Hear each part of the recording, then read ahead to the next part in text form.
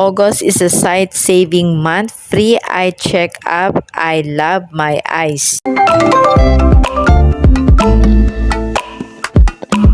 I care. Fini people, good day po sa inyong lahat. Today is month of August. Ito yung sight saving month at tayo ay magpapa-check up ng ating pong beautiful eyes. August is a sight-saving month here at Good Sam Eye Center. Ito nga pala yung machine for the procedure. Hello, friendly people. Ayan na nga si Sir kung saan binibigyan niya ako ng ilang instruction bago po mag-start ang amin pong procedure.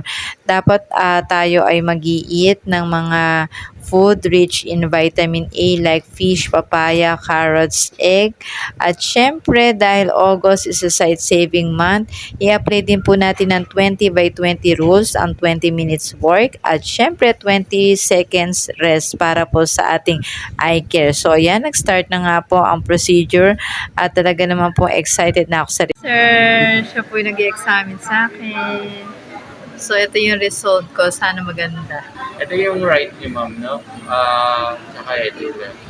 As you can see po, wala naman po damage o dark spot. So, usually, pag may yung doktor namin, kung may napansin kami dyan, i-refer po kayo sa Good Samaritan Eye Center. Ay, thank you po. Ito daw yung may mga problem. Ganyan yung May mga mga dark eyes. spot, yellow spot, no?